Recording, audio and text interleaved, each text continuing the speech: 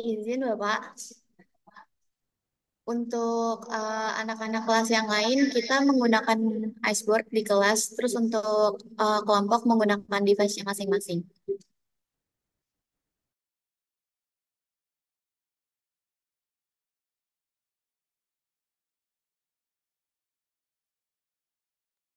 Oke, Kansa ini hanya untuk RKI kan?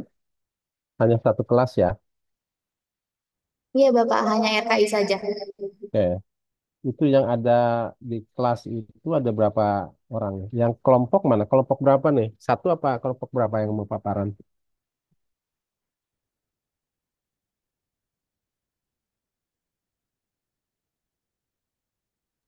Ya, kepada yang kelompok mungkin bisa untuk raise hand.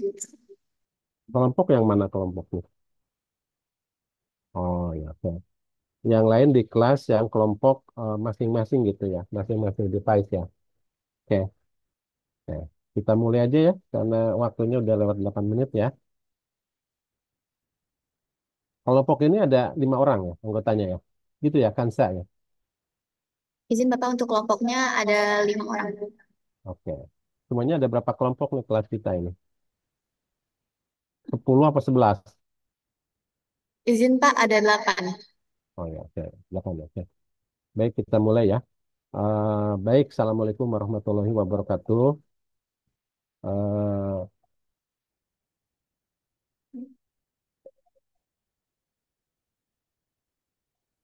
baik, selamat siang apa para mahasiswa semester semester berapa? 7 ya sekarang ya. Ya, Ya, betul Bapak, oke, semester 7. setuju. Setuju untuk mata kuliah yang terkait.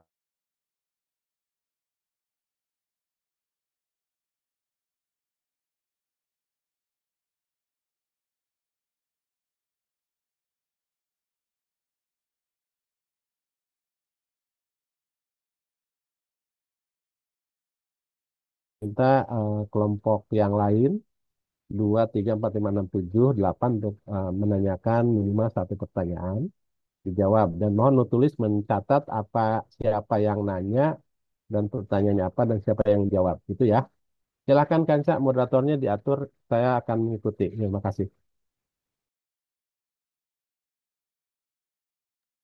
Ya, baik Bapak, izin untuk ambil alih. Assalamualaikum warahmatullahi wabarakatuh. Good afternoon, everybody.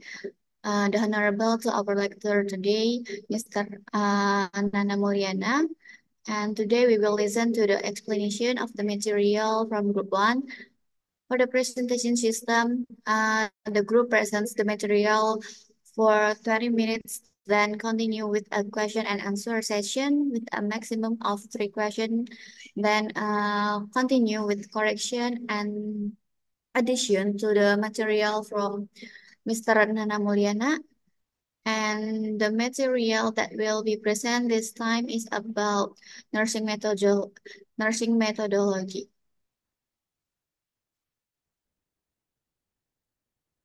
Next, please. And for the members are Dini Tristawarti, Nurholisah Nabila, Putri Nurdiani, Rantis Aulia Gifara, and Yumna Aziza. Okay, for the group is welcome to present the material.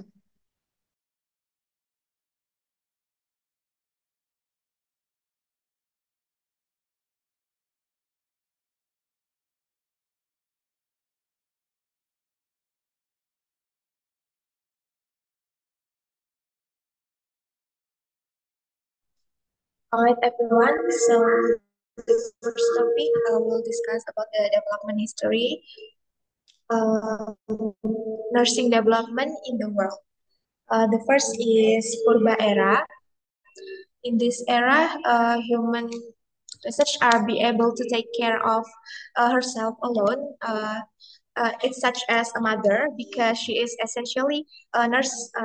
Have the expectation to be caring with other people, and then The belief known at this time is animism, where they believe that every person's supernatural powers are influenced by natural force such as rocks, trees, and mountains.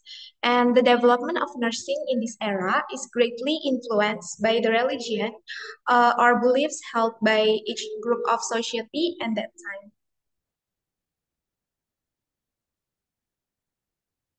And the second is the religious era.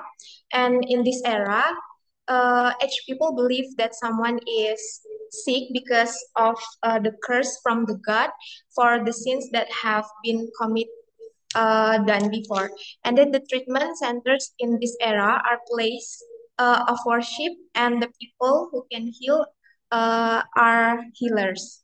And in this era, nurses were still considered slaves who only help with the work done by healers.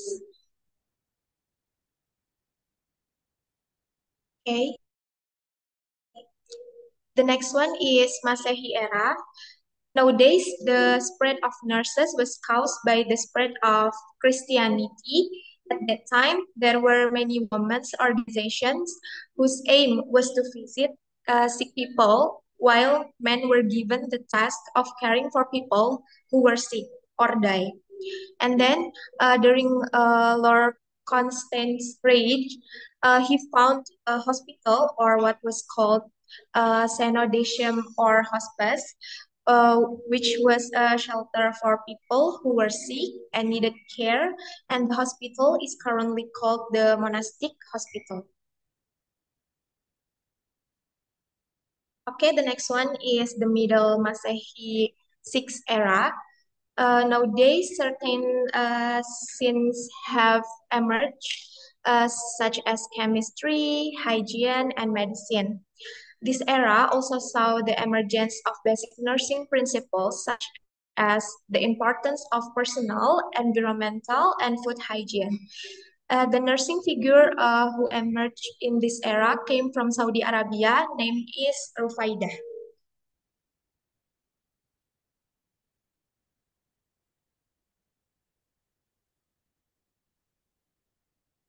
Okay, the next one is 16th century. During this period, the structure and orientation of society changed from religion to power, namely war, exploration of wealth, and colonial spirit. Uh, Churches and places of worship were closed, even though these places were used by religious order to care for the sick. To meet the shortage of nurses, former prostitutes who have repented work as nurses. The positive impact at this time with the Crusades to help war victims required many volunteers as nurses. They consisted of religious order, women who follow their husbands to war, and soldiers who serve double duty as nurses.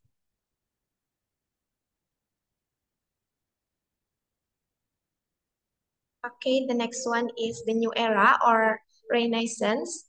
The influence of the Renaissance also spread to health sciences and nursing sciences. The management of the hospital, which was originally carried out by the Church, was taken over by civil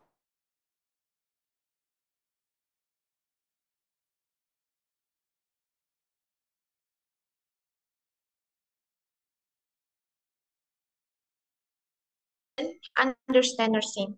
During this period, a nursing figure emerged, namely Florence Nightingale, from 1820 until 1910.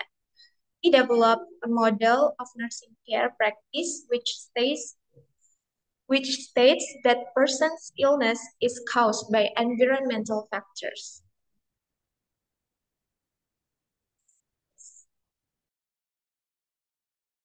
Okay, the next is nursing development in Indonesia. This development can essentially be divided into two periods, namely the period before independence and the period after independence. The first is the period before independence. The first, during Dutch colonial rule, nurses come from the indigenous population called Verpleger. After the colonial government returned to Dutch hands, efforts to improve the population health progress. And the next is in 1819, several hospitals were found in Jakarta, one of which was the Stars Urban Hospital.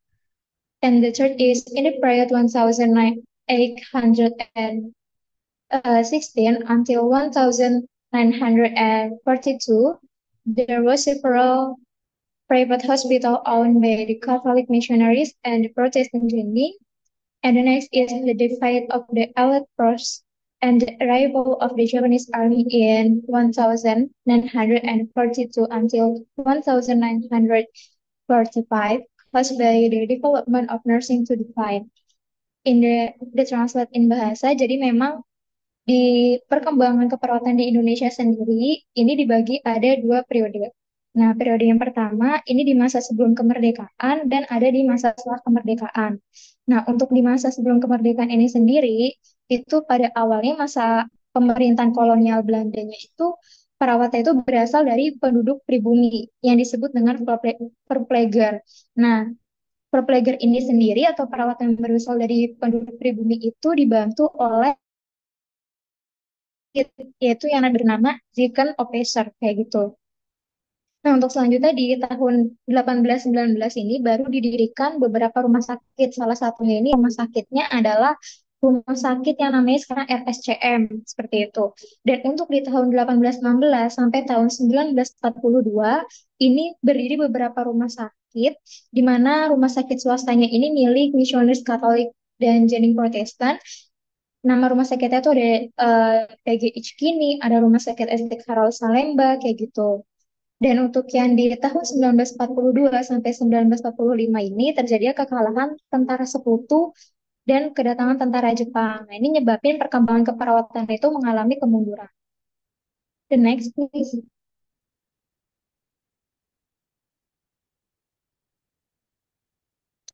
The next is the period after independence.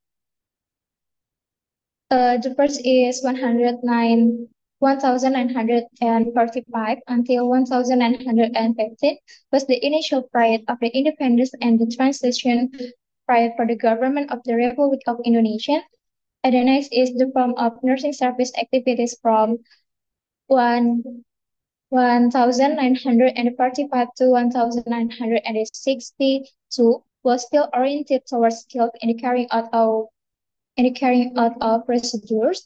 And the third is in 1953, a nursing school was opened with the aim of producing more qualified nursing staff. And the next is in 1955, the Juro School was opened with education, basic general public school, and the plus one of year of education. And the last one is in 1962, the nursing academy was opened, namely the education for nursing staff with the basis of general high school, education in Jakarta at Cipto Mangunkusumo Hospital. Jadi yang kedua ini ada di masa setelah kemerdekaan, di mana pada tahun 1945 dari 1945 sampai 1962. Nah, untuk yang pertama di tahun 1945 sampai 1950 ini masih dikatakan masa-masa transmisi, yang di mana masa transmisinya ini eh, masih dimaklumi gitu. Kalau pada masa ini tuh dikatakan perkembangan keperawatannya itu belum begitu berkembang seperti itu. Nah, untuk selanjutnya di tahun 1945 sampai di akhir 1962-an untuk perkembangan keperawatannya sendiri ini masih berorientasi pada keterampilan ngelakuin prosedurnya. Dan selanjutnya di tahun 1953-nya baru dibuka yang namanya Sekolah Pengatur Rawat. Tujuannya ini untuk menghasilkan tenaga keperawatan yang lebih berkualitas. Lalu tahun 1955-nya juga dibuka Sekolah Juru Kesehatan sendiri. Di mana untuk pendidikan bersama 1 tahun pendidikan lagi gitu. Terus di tahun 1962-nya ini baru dibuka Akademi Keperawatan, yaitu pendidikan tenaga keperawatan dengan dasar pendidikan umumnya itu SMA. The next, please.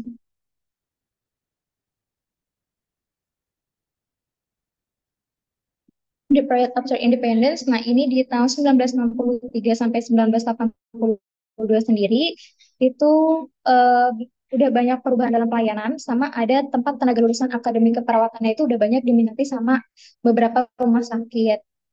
Nah, untuk di tahun 1983 sampai sekarang ini itu barulah di tahun 1983 diakuinya dan diterimanya keperawatan sebagai suatu profesi gitu yang disepakati saat Lokakarya Nasional, dan selanjutnya di tahun 1985-nya sendiri pertama kalinya dibuka pendidikan keperawatan setingkat dengan sarjana yang dilaksanakan di Universitas Indonesia. Next please.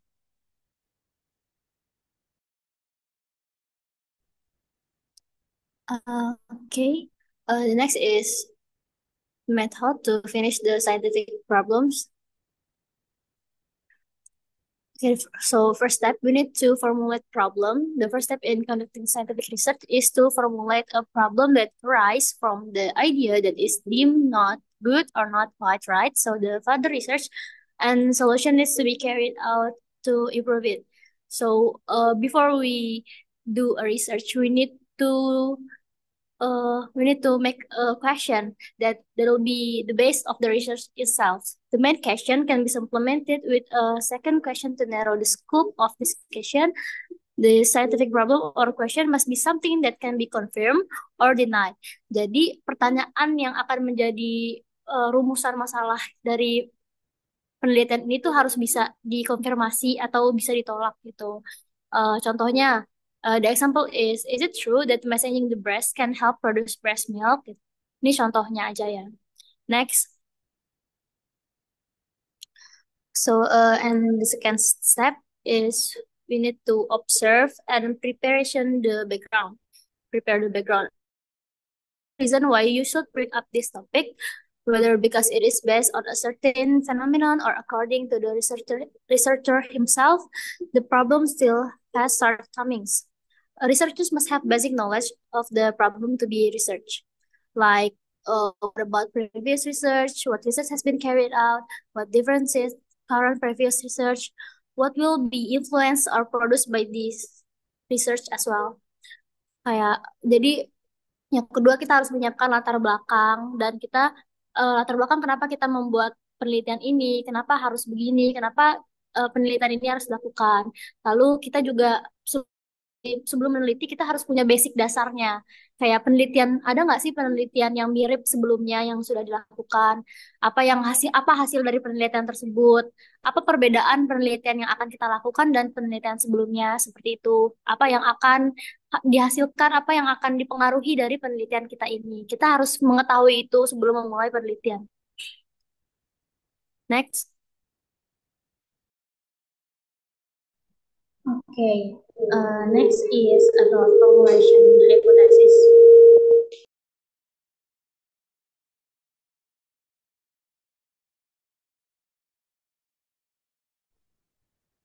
Okay.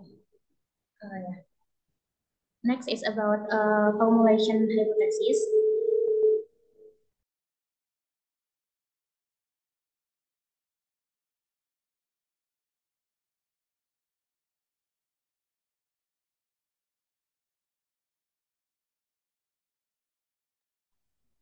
Okay.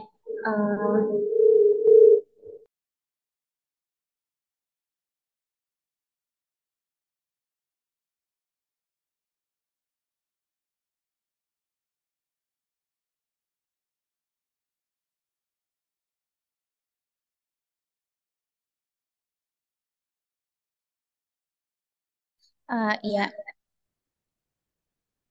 izin masuk, izin menggunakan device-nya Rantis karena device saya bermasalah.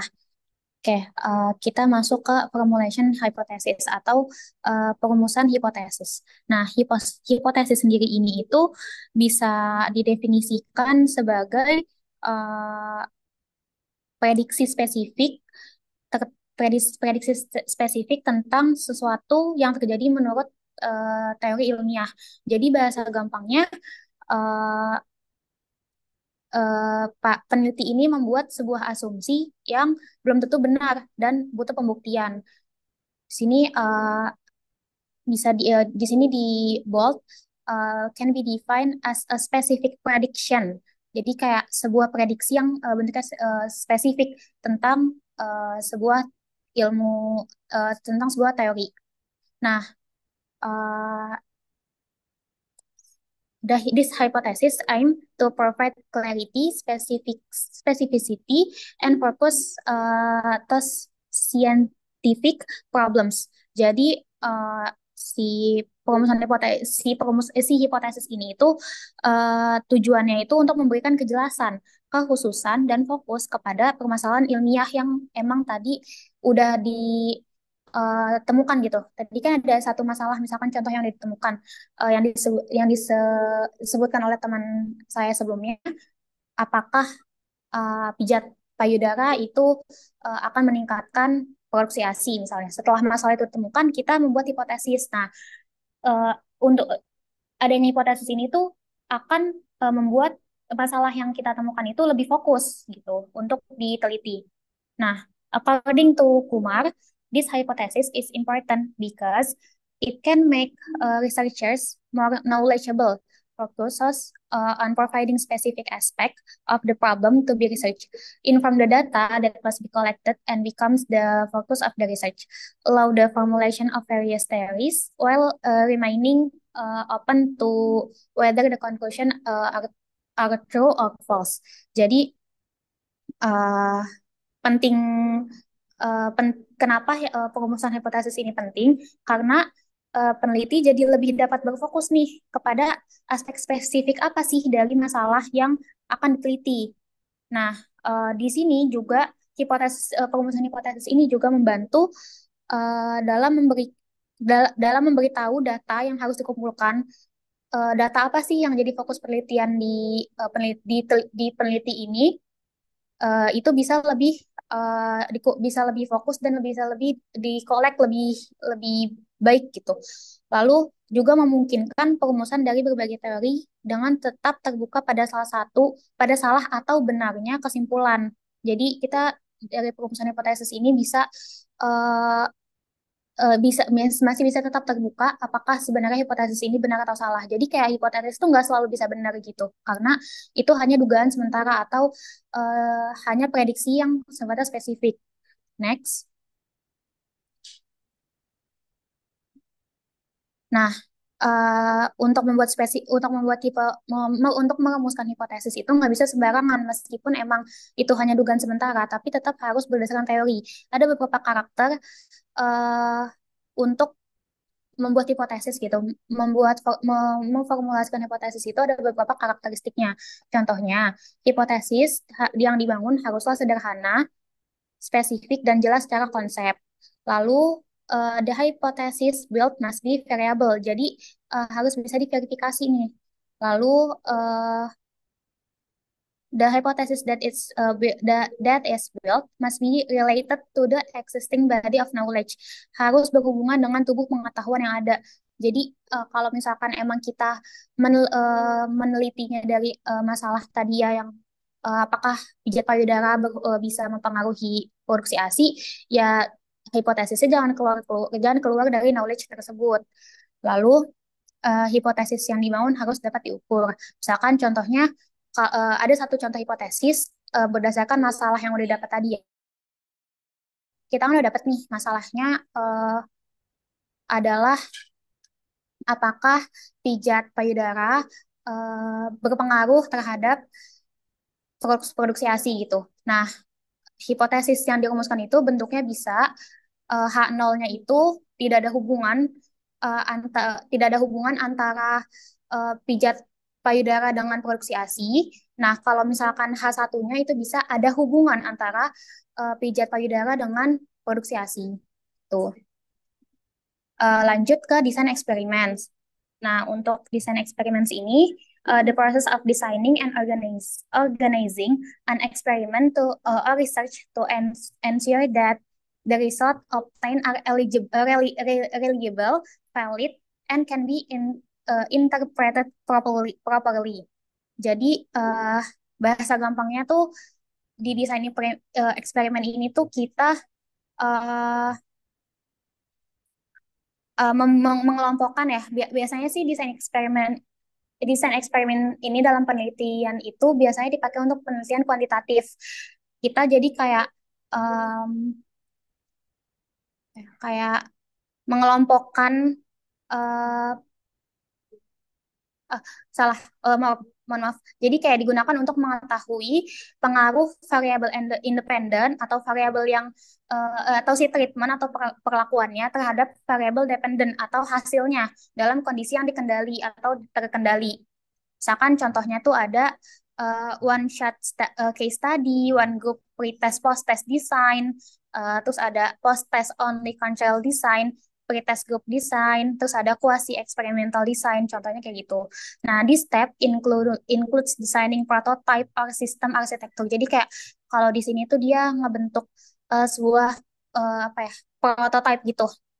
The variable that will manipulate and measure are identified. Di sini variabelnya itu uh, di bisa diukur itu uh, uh, bis- uh, the variabel yang bisa variabel itu akan diukur dan diidentifikasi gitu. Oke, next.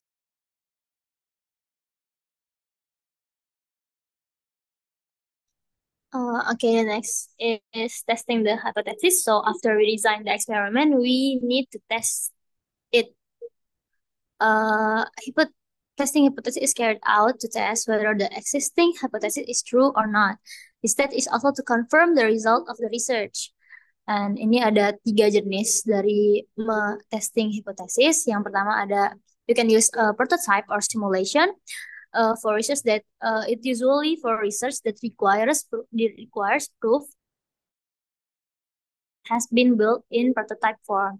And the second is pilot testing. The study was tested with a smaller number of participants before the main trial was conducted. And the third is observation used by researchers to collect a record information of a phenomena and from experiment carried out. A note, usually a researcher will make a statement about the truth of the hypothesis in the form, the hypothesis is true or hypothesis is false. Jadi setelah tadi kan kita sudah merumuskan hipotesis, setelah itu mendesain eksperimennya.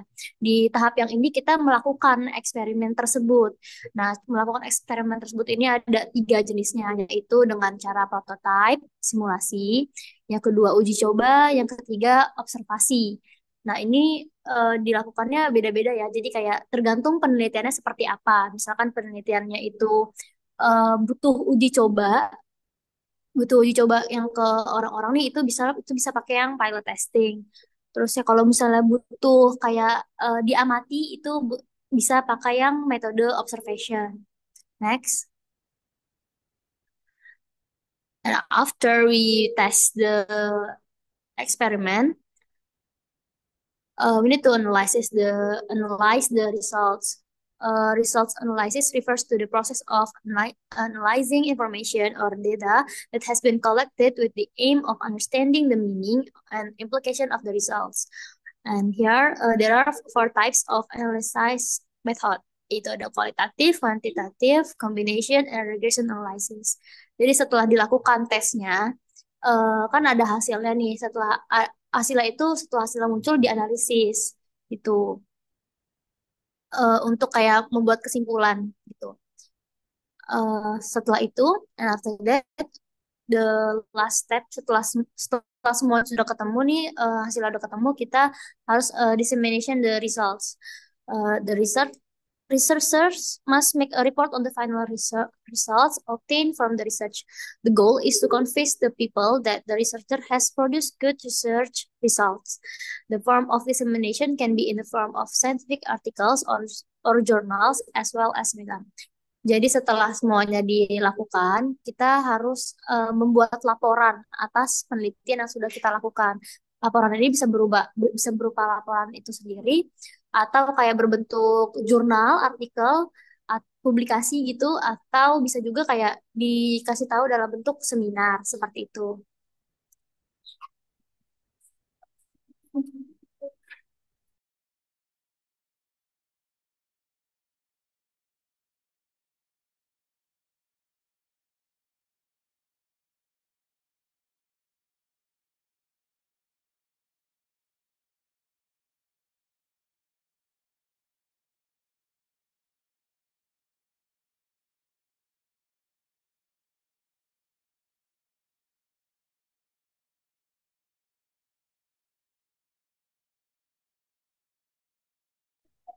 Ya, I'm sorry for the distraction.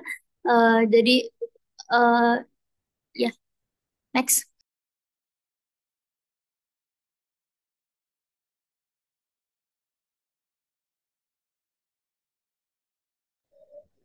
Okay, next.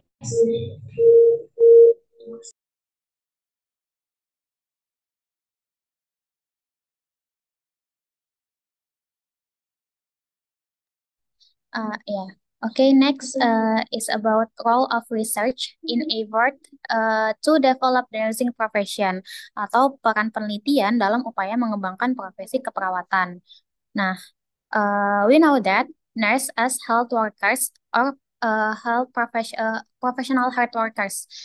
So, nurses are the health professional closest to patients. Jadi, kita adalah profesi keperawatan itu adalah profesi tenaga kesehatan yang profesional yang paling dekat dengan pasien.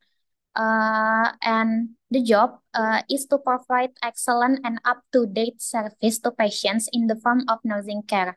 And our positions as a doctor's partner in providing services to patients needs to improvement skills and knowledge.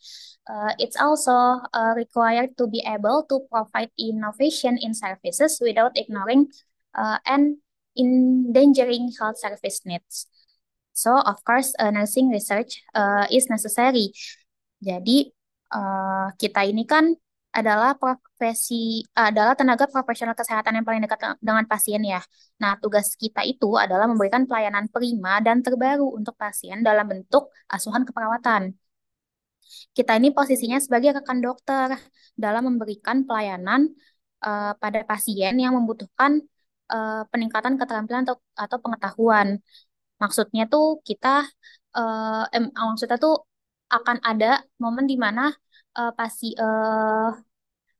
sakit yang pasien alami itu apa ya bahasa kayak memaksa kita atau mendorong kita jadi baca lebih banyak atau mencari banyak literatur supaya kita lebih tahu nih tentang apa sih yang sedang dialami pasien. Nah, eh, kita juga dituntut untuk memberikan inovasi dalam pelayanan tanpa mengabaikan atau membahayakan kebutuhan pelayanan kesehatan. So, eh, penelitian keperawatan menjadi perlu karena kita pasti akan melakukan trial and error ya kan.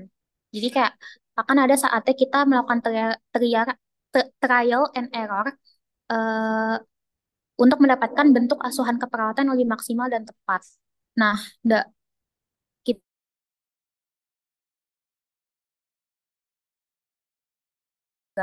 dapat dipertanggungjawabkan seperti yang udah kita pelajari di evidence based nursing ya. Kita tuh melakukan asuhan keperawatan tuh berdasarkan evidence atau evidence based. Nah, di sini itu dibutuhkan juga nih pelibatan intuisi, pendekatan pemecahan masalah, menggunakan alasan logis, pengalaman dan pendidikan ilmiah itu eh, apa ya kayak hal yang penting gitu dilakukan untuk eh, kita memberi asuhan keperawatan.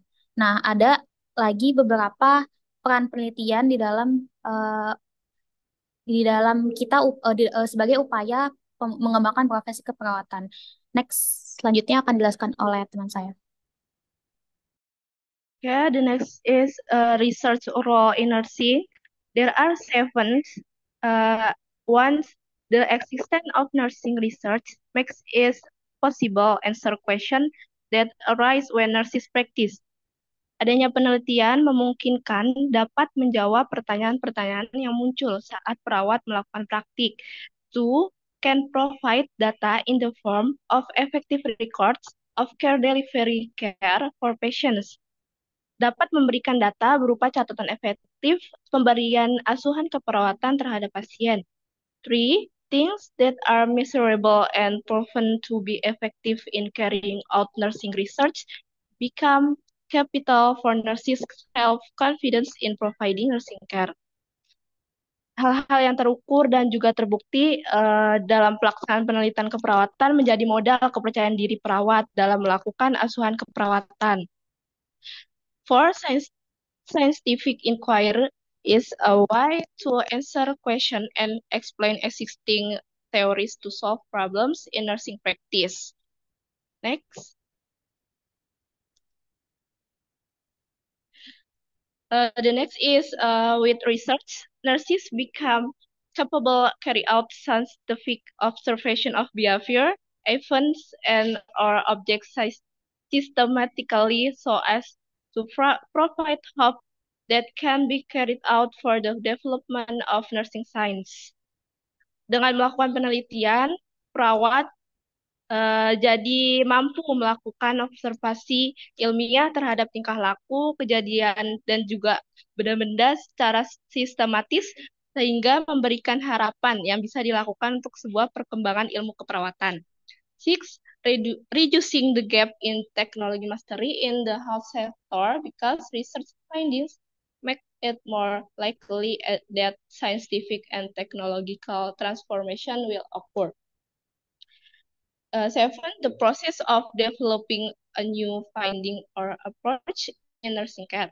Then in its application, this new approach can be carried out as an evaluation research action.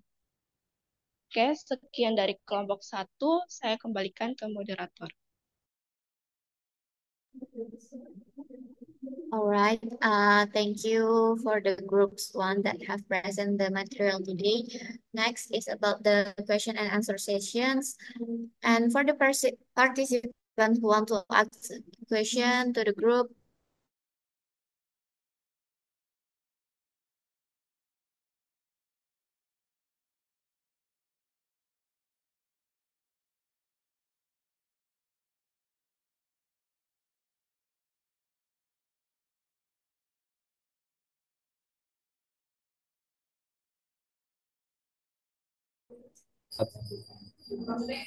izin masuk Bismil, suaranya kurang jelas.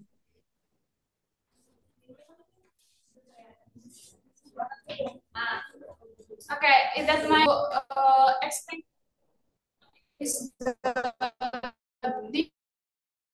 dimension, and then when we should use the qualitative and quantitative, or what is the better one? All right, thank you Bismil for the question. And for the group, bisa langsung dijawab atau kepada partisipan yang lain jika ada pertanyaan dipersilakan.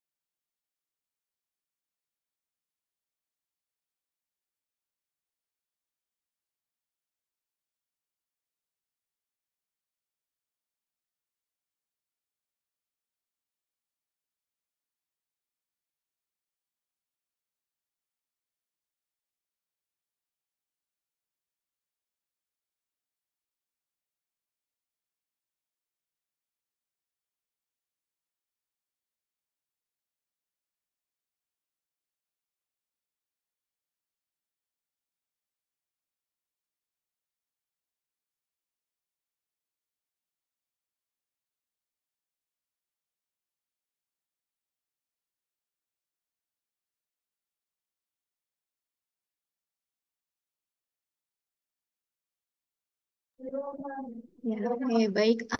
Kepada teman-teman yang lain, jika ada pertanyaan kembali, dipersilakan untuk menggunakan iceboard-nya untuk on mic.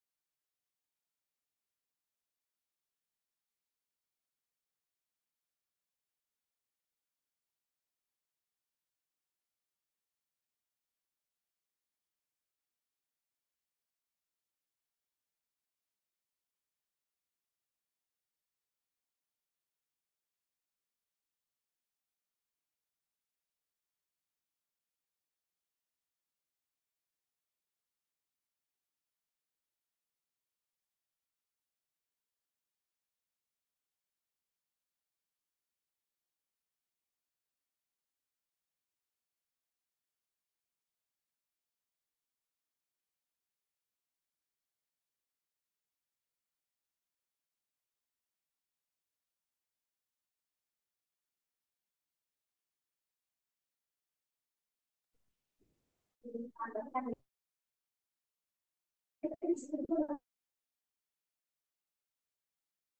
ya, ya, ya.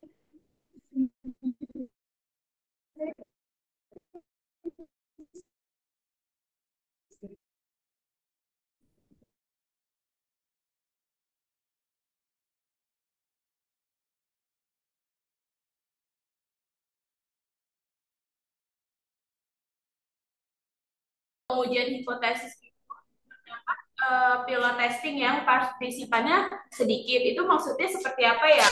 Apakah penelitiannya diuji kembali saat sudah mendapatkan hasil dari partisipan yang sedikit? Terima kasih.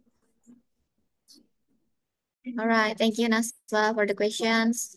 And for the group one, mungkin bisa untuk mulai dijawab dari pertanyaan Bismil dan Naswa tadi. Terima kasih.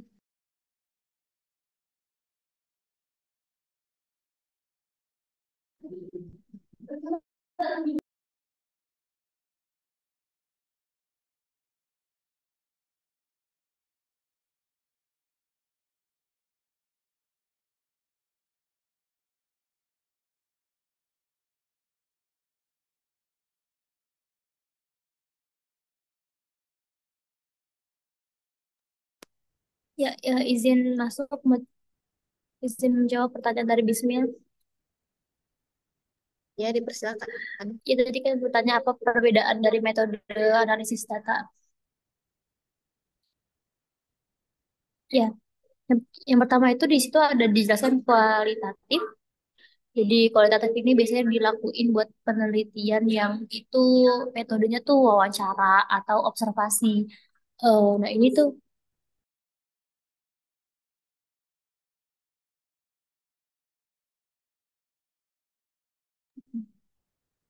wawancara atau observasi. Nah ini tuh metode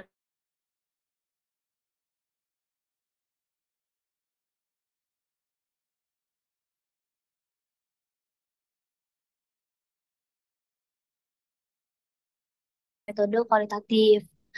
Jadi untuk metode kualitatif ini lebih bersifat subjektif. Sedangkan kalau kuantitatif ini itu metode yang dia tuh bergantung sama kemampuan buat menghitung data secara akurat. Jadi itu biasanya digunakan untuk menginterpretasikan data yang lebih kompleks.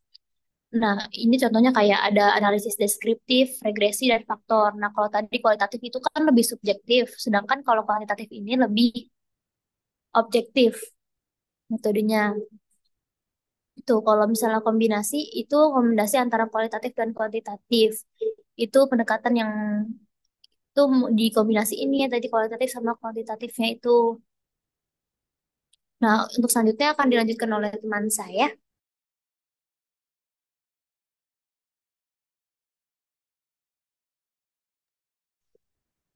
Iya izin masuk, izin menambahkan. Kalau untuk dari analisa regresinya sendiri ini, kita bisa tahu untuk menganalisa dengan hubungan antara satu atau lebih variabel yang independen atau penyebab dan satu variabel dependen atau hasil. Nah, biasanya ini metodenya kalau untuk analisa regresi sendiri kita bisa pakai regresi linear seperti itu. Nah, tujuannya untuk apa? Tujuannya ini untuk kita bisa ngejelasin variabel dependen sama variabel independennya gitu. Jadi misalkan ada kayak satu penelitian nih, terus kita bisa gunakan analisa ini tuh untuk mengidentifikasi gitu pengaruh sebab akibat antara variabel-variabel tertentu kayak gitu. Nah, lalu untuk sebaiknya kapan sih kita melakukan penelitian ini gunain analisa kualitatif dan kuantitatif?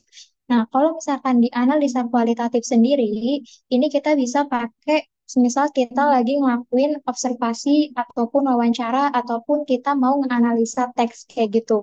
Jadi tujuannya kita bisa dapat pemahaman yang lebih dalam tentang fenomena yang lagi dibahas seperti itu. Nah, untuk kuantitatifnya sendiri, ini kita bisa pakai analisa ini saat kita ngumpulin datanya itu, ngumpulin data numerik gitu untuk menganalisis hubungan antar variabel kayak gitu. Dan metodenya ini biasanya kayak ada survei, eksperimen, ataupun analisis statistik kayak gitu. Dan untuk tujuannya sendiri kan seperti semester yang sebelumnya yang udah dibahas ya, kalau untuk kuantitatif ini biasanya juga untuk menguji hipotesis seperti itu. Iya, baik. Terima kasih. Saya kembalikan kepada moderator. Alright, baik. Terima kasih kepada kelompok yang telah menjawab pertanyaan dari Bismil. Selanjutnya, masih ada satu pertanyaan lagi yang belum terjawab dari Naswa. Kepada kelompok, jika sudah ada jawabannya, dipersilakan untuk menjawab. Terima kasih. Iya, mau izin masuk, izin menjawab pertanyaan yang kedua ya, tentang pilot testing itu maksudnya kan partisipannya sedikit ya. Terus nanti apakah ada tes lagi dengan jumlah partisipan yang lebih banyak gitu mungkin kali ya pertanyaannya. Ya izin jawab ya. Jadi eh, pilot testing itu ibaratnya kayak tes-tes awal yang sifatnya trial and error gitu loh. Jadi biasanya tuh pilot testing atau pilot test itu nggak cuma sekali, kayak bisa 2 kali, 3 kali, 4 kali. Indikatornya juga beda-beda. Nah, biasanya respondennya tuh nggak banyak, nggak sampai kayak yang ratusan gitu. Ya biasanya cuman 10 sampai 30 karena masih trial. Nah, di uji pilot ini tuh biasanya responden itu tuh nggak mesti bagian dari populasi targetnya gitu. Jadi bisa pakai responden acak gitu. Jadi kayak yang penting dia tahu nih masalah yang mau dibahas di sini. Dia tahu isunya. Dia memahami isu yang sedang diteliti oleh si peneliti ini. Nah, dia bisa dijadiin responden. Itu nggak perlu banyak-banyak karena emang sifatnya balik lagi tadi trial. Nah, kan ada di dalam penelitian ini kan ada namanya tes ya. Di tes ini baru tuh deretan deretan pertanyaan, deretan observasi dan lain-lainnya itu tujuannya untuk mengukur dan mendapatkan data dari si subjeknya kan. Sedangkan kalau pilot ini kayak bahasanya tes awalnya gitu. Ya, emang pilot testing ini bahasa bahasa lainnya emang pretest atau tes awal gitu. Jadi kayak emang partisipannya sedikit gitu. Jadi nanti setelah pilot testing ya pasti akan ada tes yang benerannya dengan respondennya sesuai dengan eh, inklusi dan eksklusi yang sesuai gitu. Eh, Mungkin cukup, Mat. Terima kasih. Oke, baik. Terima kasih kepada kelompok yang sudah menjawab pertanyaan dari Nasiwa. Baik, karena sesi tanya jawab sudah berakhir dan sesi presentasi juga sudah berakhir, I as the moderator take my leave and thank you. Wassalamualaikum warahmatullahi wabarakatuh. And then to Mr. Nana Mulyana, please correction and addition to the material. Oke, thank you Kansa ya. Oke, good presentation. Thank you ya untuk kelompok satu ya. Kedengaran nggak suara saya? Jangan nggak kedengaran. Oke, Izin, izin jelas nggak? Bapak, suaranya terdengar namun agak kecil. Oh ya, oke. Saya agak kurang bagus nih, agak batuk. Oke,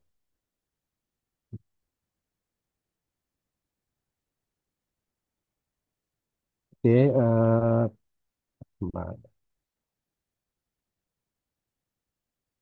Kelihatan belum, Kansa? Oke. Oke, tadi kelompok satu sangat bagus nih presentasinya menjelaskan mulai dari sejarah, ya, perkembangan iptek sampai saat ini, dan tadi disampaikan ada tahapan dalam melakukan suatu penelitian ya. Jadi mulai dari eh, ide atau gagasan, kemudian kita mesti ada literatur review, kemudian teori, gitu kan, kemudian definisi operasional, kemudian uh, apa rencanakan desain penelitian, gitu, desain research design, gitu ya, kemudian pengumpulan data, analisis, kemudian melihat bagaimana apakah hasil data itu bisa menjawab dan menginterpretasikan selanjutnya sampai pada kesimpulan. Ini siklus yang tadi di kelompok satu sangat cukup clear dijelaskan gitu ya. Oke. Tadi ada pertanyaan menarik nih. Nah, ini saya coba ambil dari eh, eh, dari Lewis ini, di mana kita lihat ada kualitatif dan kuantitatif gitu ya. Apa sih kapan kita akan melakukan kualitatif, kapan akan melakukan kuantitatif? Oke, kalau Anda mulai bertanyanya dari berapa banyak, itu akan menghitung, akan menggunakan statistik, data-data, angka. Pasti kita akan menggunakan angka statistik. Berapa sih prevalensi anemi pada ibu hamil di Kota Bekasi? Itu pasti akan menggunakan kuantitatif.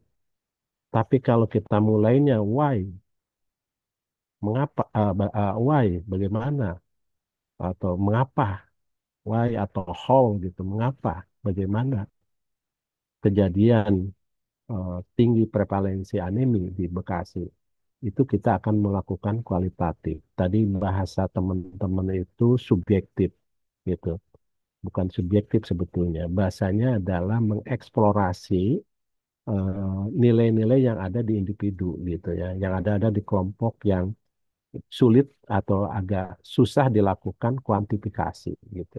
Nah, jadi kualitatif itu cirinya adalah mencari informasi yang cukup dalam gitu, deep for in-depth information gitu. Mencari informasi yang cukup dalam. Mula kemudian di pertanyaannya why, kita akan mencari motivasi apa sih dorongan kenapa, eksplorasi insight pada aksi dan melakukan interpretasi gitu ya. Itu pada kualitatif gitu kan. Kalau kuantitatif lain malah mengukur insiden gitu kan, kejadian-kejadiannya diukur. Makanya ingin tahu berapa banyak gitu kan gitu. Oke. Nah, sebelah kanan ini adalah kalau di dalam tadi di sini disebutnya adalah research design gitu ya. Jadi kalau ini sering teman-teman menyebut rancangan penelitian gitu ya. Gitu. Nah, jadi penelitian itu ada dua madhab tadi sudah disampaikan. Ada positivism and dan phenomenology. Phenomenology ini adalah yang sifatnya kualitatif itu di fenomenologi gitu ya. Sedangkan positivisme itu yang kuantitatif gitu ya. Nah, kemudian ada deduktif dan ada induktif gitu. Nah, dilihat dari apa namanya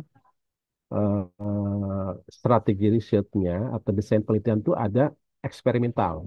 Tadi yang dimaksudkan apa pilot tes pilot ya gitu. Itu adalah uji coba gitu loh. Misalnya saya contohkan mungkin yang belum lama dilakukan oleh kami di Kemenkes. Tahun lalu kami melakukan namanya riset kesehatan Indonesia SKI. Mungkin kalian pernah baca 2018 kami melakukan Riskesdas, riset kesehatan dasar. Nah, SKI itu adalah pengganti dari Riskesdas. Nah, untuk melakukan survei besar begitu, itu ada namanya uji coba instrumen. Itu T-1 gitu kan, setahun sebelumnya. Itu yang dimaksud ini teh apa uji coba gitu ya. Itu yang akan dilakukan sehingga nanti betul sekali tadi kelompok mengatakan ini audiennya lebih kecil gitu kan gitu. Itu uji coba. Kemudian bisa juga dalam konteks clinical trial, uji klinis. Nah, uji klinis itu pada step awal itu akan melakukan pada kelompok yang terbatas. Baru kalau sudah teruji akan dilakukan pada komunitas gitu. Itu yang tadi dijelaskan oleh kelompok satu sangat clear ya, menurut saya cukup bagus gitu ya. Oke. Kemudian yang selanjutnya kalau kita akan melakukan mengukur eh, misalnya contohnya tadi apa ya tadi kawan-kawan. Kalau kita akan eh, contoh sederhananya begini. Eh, Teman-teman di semester 7 RKI ini kan ada mungkin ada 40 atau berapa nih saya nggak tahu. Kalau kita ingin tahu berapa persen dari jumlah mahasiswa semester 7 RKI ini yang punya pemahaman terhadap kualitatif dengan baik, berapa orang? Nah, kemudian kalian buat instrumennya. Pertanyaan 1, 2, 3, 4, 5, 6. Diukur tuh. Nah, sehingga Anda bisa menyimpulkan dari misalnya 40, berapa ini, berapa sih Putri, semester kalian berapa orang? Dini ada berapa orang, Din? Nggak tahu ya. 40 ada nggak? Kalian ada 40 nggak semesternya? Nggak ada yang bisa jawab ya. Izin jawab, Bapak. Ada 39. Berapa? Agak agak berdengung. Izin menjawab, Bapak, ada 39 mahasiswa. Oke, oke. 39 ya. Misalnya 39, saya lakukan tes, instrumennya itu pertanyaan, gitu kan? Instrumennya pertanyaan. Sehingga saya bisa menyimpulkan dari 39 yang punya pengetahuan tentang kualitatif studi apa misalnya ada 25 yang yang cukup misalnya sisanya yang nggak cukup nol, jadi bisa gitu dibuat. Nah, kalau kalau dari misalnya ternyata ada yang nilainya sangat bagus sampai excellent sampai 100 benar tuh apa yang ditanyakan, saya tanya, saya eksplorasi, Anda nilainya bagus, bagaimana Anda bisa belajar? Coba Anda ceritakan. Kalau ditanya eksplorasi seperti itu adalah kualitatif studi gitu kan gitu. Nah, teman-teman nanti akan melakukan KTI, karya tulis ilmiah. Yang namanya tadi case study itu adalah kualitatif. Jadi kalau kalian akan mengangkat 2, 3 klien, Anda lihat asuhan keperawatannya gitu kan, misalnya pasien dengan DM misalnya kan, Anda lihat, nah itu adalah kualitatif studi, gitu ya, kualitatif studi, gitu ya. Oke, saya pikir ya apa yang didiskusikan udah cukup jelas dan saya senang sekali kalian bisa mempresentasikan dengan cukup bagus. Hanya mungkin nanti di dalam dialognya ini yang masih terbatas nih karena waktunya kali ya. Saya sih berharap tadinya masing kalau saya kan ingin ngasih nilai juga nih pada yang menjawab sama yang bertanya kan gitu, sama yang presentasi. Presentasi kan kalian semua presentasi udah dapat nilai itu bagus gitu kan. Nah, tinggal yang bertanya nih kelompok di luar kelompok satu mungkin kalau nanti di sesi yang lain kalau bisa aktif semuanya. Ini bahannya sudah diberikan ke teman-teman sebelumnya nggak nih? Eh, Maulana, Maula, udah ya? Sudah ya? Sudah, Bapak. Oke, nanti. Kalau bisa yang lain aktif ya bertanya ya. Karena ini eh, pengalaman saya, eh, baik saya pernah sekolah dari sampai ke S3 gitu ya, dari membimbing mahasiswa, ada 3 yang membuat bisa sukses atau enggak dalam menyelesaikan KTI. Satu adalah kemampuan substansi. Jadi kalau kalian akan mengangkat tentang preeklamsi atau mengangkat tentang isu anemi, Anda harus paham betul teori dan konsepnya, gitu kan. Yang kedua adalah metodologi. Ya ini metodologi Medlit ini, gitu kan. Apakah kuantitatif, apa kualitatif, gitu kan. Tergantung dibutuhkan apa. Yang ketiga adalah komunikasi. Jadi saya berharap kalian bisa berkomunikasi yang baik dengan dosen, dengan pembimbing, dengan teman sejawat, tim mahasiswa atau teman-teman dan juga dengan klien gitu. Oke, demikian dari saya. Terima kasih. Saya kembalikan ke ini udah cukup ya karena waktu saya agak terbatas harus berang ke sebelahnya. Makasih ya semuanya. Sukses. Assalamualaikum warahmatullahi wabarakatuh. Selamat sore semuanya. Baik, terima kasih, Bapak. Ini diambil fotonya nggak buat laporan kalian? Sudah, Bapak, Sudah? sudah semua tadi. Oke.